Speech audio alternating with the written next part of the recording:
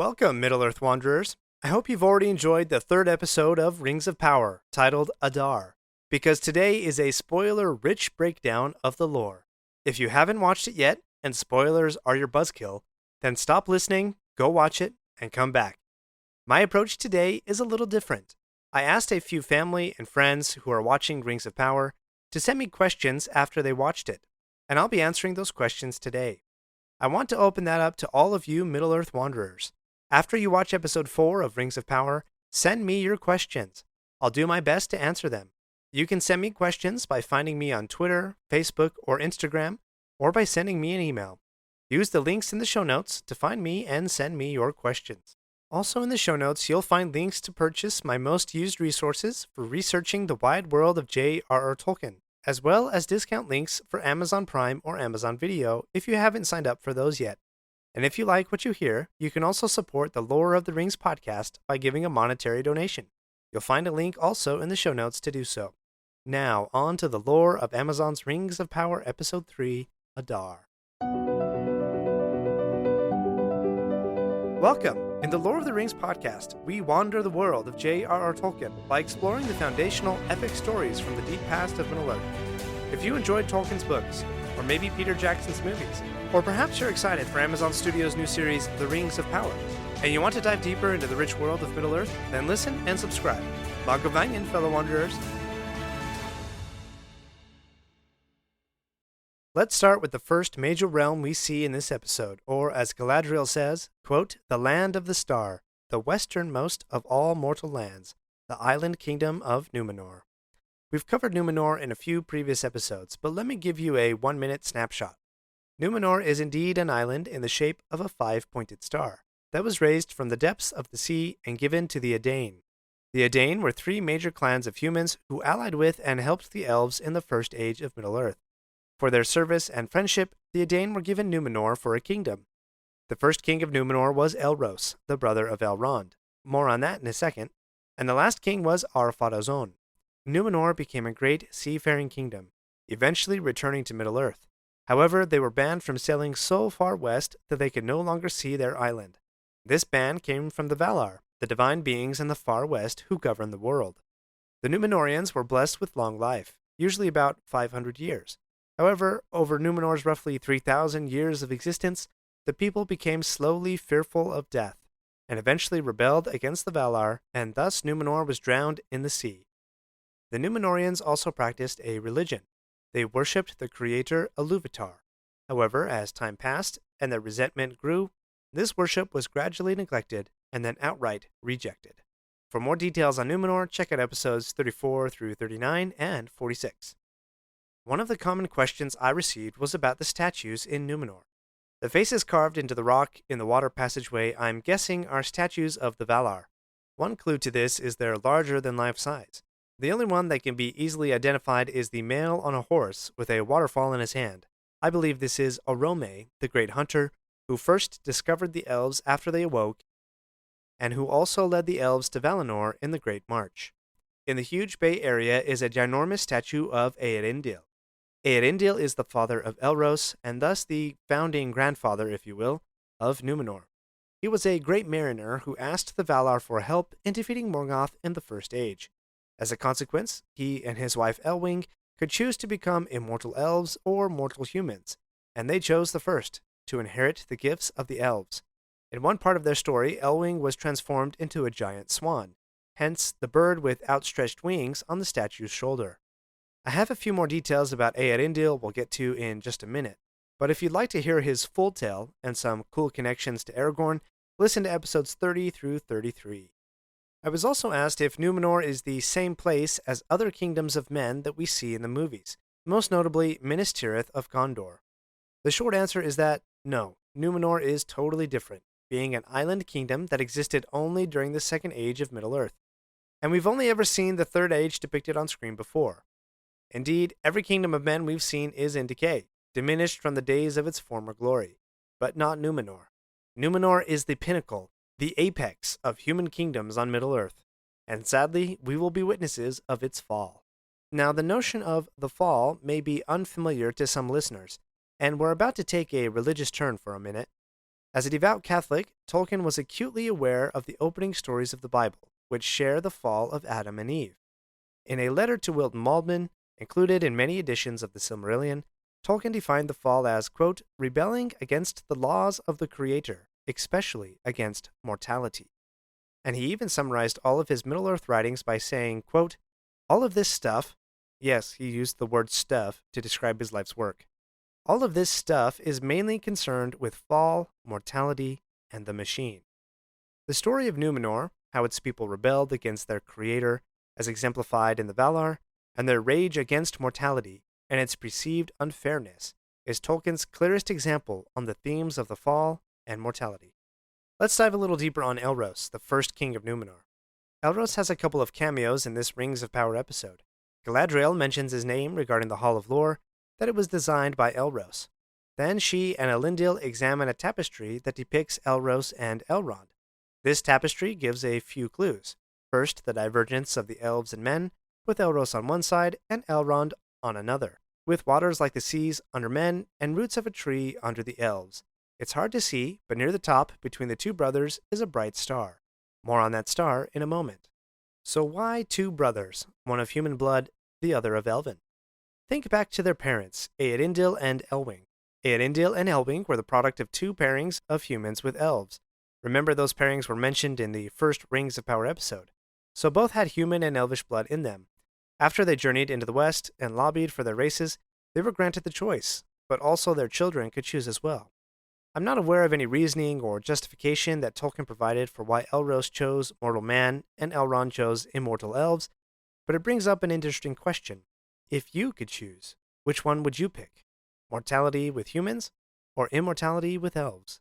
Think about that for a minute. Although he chose mortality, Elros still inherited several elvish traits. Longevity of life, around 500 years for one. Another trait Tolkien described in a note that's published in Karl Hostetter's book, The Nature of Middle-earth. Quote, beardlessness. Thus, none of the Númenórean chieftains of descent from Elros, whether kings or not, would be bearded. That's a detail that often, thankfully, gets ignored, as you can see in the tapestry that Elros has a beard, while Elrond does not. And technically, Elendil and Aragorn, being descendants of Elros, would not have beards either. Okay, one last question about Númenor for now. Who is the king that Elendil refers to, and why is he in exile in his own kingdom? This king is known as Tar Palantir. He is Miriel's father. According to the lore, he would have been dead at this point, so having him alive and in exile is a device of the Rings of Power writers. But let's flesh this out a little bit, and we get a few clues from the way people react to Galadriel. As she walks through the town, onlookers question if she's an elf. Elendil advises her that she doesn't want to be lost, and her pointy ears are enough to stop the workings of the royal court and gain audience to the Queen Regent Miriel. Also, the court treats Galadriel with humiliating derision. Keep in mind that Elendil mentions the Hall of Lore would have been destroyed if not for the current king, because he is loyal to the elves. Tar Palantir was king in Númenor in a time when the people had rejected their friendship with the elves.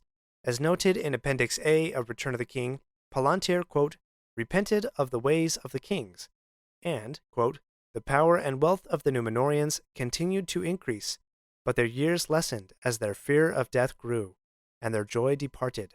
Tar Palantir attempted to amend the evil, but it was too late, and there was rebellion and strife in Númenor. Palantir was highly unpopular with the people of Númenor because of his loyalty to the elves. His mother had been an unknown member of the underground movement known as the Faithful, who, you can imagine, wished to maintain a relationship with elves and remain loyal to the Valar. Miriel mentions the Faithful in her conversation with Elendil, almost like she's trying to feel out where Elendil's allegiances lie, with Númenor or with the elves. We learn later that Elendil speaks the elvish language Quenya, and yes, he is faithful to the elves. Miriel as well had leanings towards supporting the Faithful, which she no doubt inherited from her father, Palantir. What this supposed moment they've been waiting for, the prophecy of the elf having arrived, I don't think that's a Tolkien tale being referred to there. I think that's simply a Rings of Power invention. So the people of Númenor, as shown in Rings of Power, are not friendly with the elves, even so far as to place their own king in house arrest because of his loyalties. Indeed, to be accurate to Tolkien's lore, quote, Palantir's daughter should have been the fourth queen, Tar Miriel, but the king's nephew usurped the scepter and became Ar-Pharazôn the Golden, last king of Númenor. and, quote, when Palantir died, his nephew, leader of the rebellion, seized the scepter and became king of Farazon. We're not done yet. If you like this episode, please leave a review and share with your friends. And remember to subscribe if you haven't already. We'll be right back. Do you ever find yourself thinking about who would win in a fight between Goku and Superman? Hi, I'm James Gabsy, and on the Who Would Win show, me and my co-host Ray ignore anything important happening in the outside world and debate fictional battles between characters from comics, movies, and video games. We got a new show every week, and almost always am I the winner. Yeah, not true, Ray. In the past, we've discussed such matches as Captain America versus Darth Vader, Solid Snake versus the Iron Giant, classic matchups like RoboCop versus Terminator, and even the Muppets versus Sesame Street. That one was crazy. So if you're a fan of geek culture and love a spirited debate, check out the Who Would Win show wherever you get your podcasts, or check us out at whowouldwinshow.com. In Rings of Power Episode 3, we also see orcs of the Second Age. I've been asked, why can't these orcs go in the sun? Let's see if we can answer that. The first reference that comes to mind is the Fellowship of the Ring movie, when the Fellowship is leaving Lothlorien, and Celeborn warns Aragorn, quote, seldom do orcs journey in the open under the sun, yet these have done so. These, of course, were the race of orcs known as the Uruk-hai, who could endure the sun, though their northern cousins, a more common breed of orc, could not, as demonstrated when they are carrying Merry and Pippin across Rohan. Quote, in the afternoon, Ugluk's troop overtook the northerners. They were flagging in the rays of the bright sun, winter sun, shining in a pale, cool sky though it was. Their heads were down, and their tongues lolling out. Clearly, the sun was not kind to orcs. Treebeard the Ent gives a great clue when he says to Merry and Pippin, quote, it is a mark of evil things that came in the great darkness, that they cannot abide the sun. But Sauron's orcs can endure it, even if they hate it. Let's go back even further in Lord of the Rings time to the creation of the sun. Several times in Rings of Power, Galadriel says that she was born before the sun, and she was, during the light of the two trees. After the destruction of the two trees, the world was plunged into darkness. Besides the Silmarils, the only light that was salvaged from the two trees was a silver flower and a golden fruit. From these, the Valar created the moon and sun, because, as Tolkien writes in the Silmarillion, quote, they resolved now to illumine Middle-earth, and with light to hinder the deeds of Morgoth. Morgoth was the evil foe of the Valar and the Elves. Quote, Morgoth hated the new lights, and was for a while confounded by this unlooked-for stroke of the Valar. With shadows he hid himself, and his servants, from Arien. Arien was the name of the maiden chosen to pilot the sun, the glance of whose eyes they could not long endure. Because Morgoth and his servants could not endure the light of the sun, quote, the lands near his dwellings were shrouded in fumes and great clouds. Using clouds to disperse the sunlight was a tactic used by Morgoth's successor Sauron in the Third Age. Before the Battle of Minas Tirith, Sauron sent forth great, dark, billowing cloud cover so that his armies could not have to endure the light of the sun. In Appendix B of Return of the King, March 10th is defined as the dawnless day, because the clouds were so thick that they almost completely blocked the sun. What happened on that day? Quote, the muster of Rohan, Faramir rescued by Gandalf outside the gates of the city.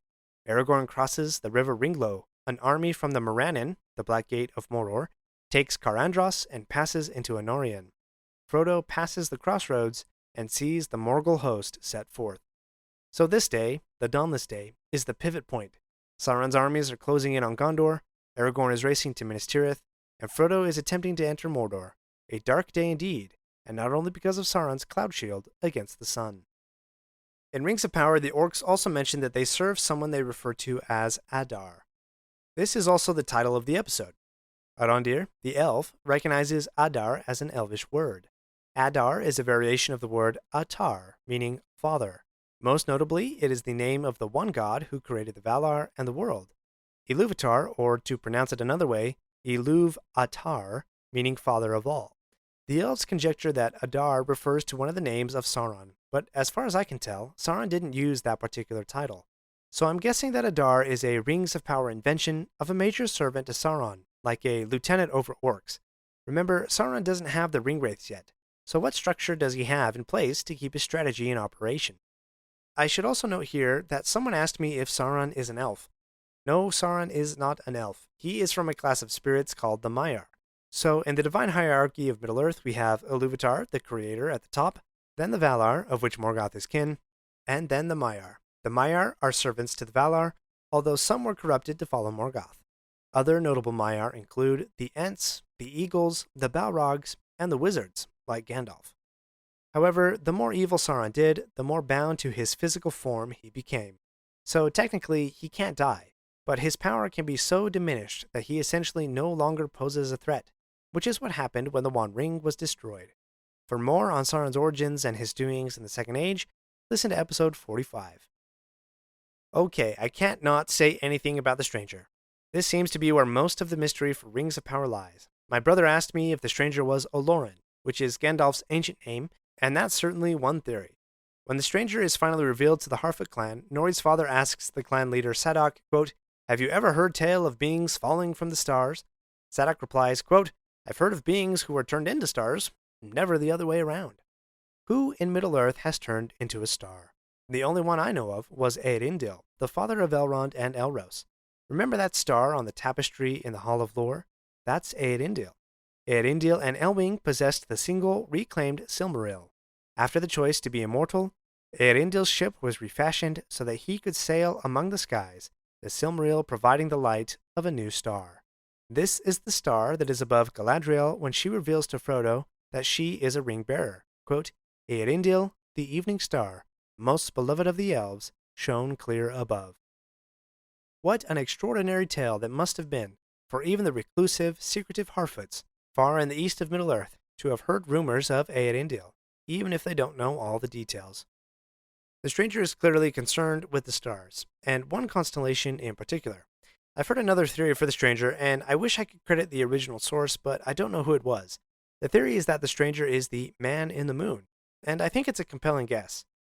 While in Bree, Frodo finds himself in an awkward situation, and so to defuse the tension, he does what any hobbit would do.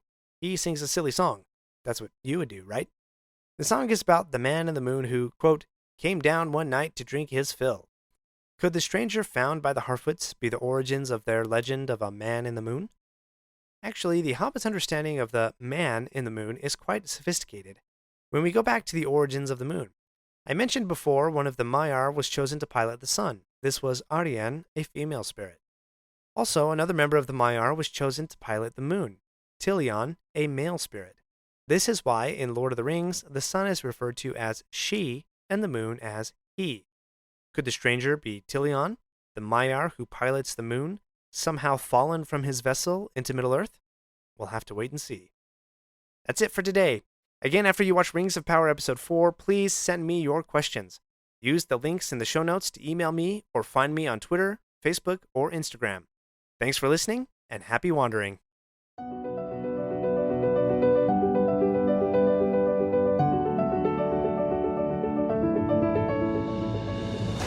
My friends, if you enjoyed this episode, let me know by subscribing, leaving a review, and sharing with your friends. Follow me on Facebook or Instagram at Lore of the Rings Podcast.